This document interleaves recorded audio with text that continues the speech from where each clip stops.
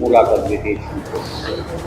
અમારે હેતલબેનને જે જીવલેણ હુમલો કાલે થયો હતો, અમે તો ગાંધીનગર હતા, ત્યાંથી અમને સમાચાર મળ્યા, તાબડતોડ પોલીસને જાણ કરી અને અમારા આગેવાન જે છે, અમારા આમ તો સુરેશભાઈ પાથરના સમાજમાંથી આવે છે, એટલે તરત સુરેશભાઈને જાણ કરી તરત અમારી ટીમ અહીં આવી ગઈ અને પોલીસને કડક સૂચના આપવામાં આવી છે.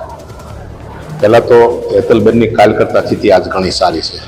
કાલે જે અમને સમાચાર મળ્યા અને અમે જાણ્યું હતું એની કરતાં સ્થિતિ સારી છે, એટલે કોઈ ટેન્શન જેવું છે નહીં. અને પોલીસને કડક સૂચના આપવામાં આવી છે કે આવો કોઈ કૃત્ય કરવો નથી, એ રીતના પગલાં લેવાના છે. એટલે પોલીસ અને બેય આરોપી પકડાઈ ગયા છે, આજે કાલ રાતે પકડાઈ ગયા છે.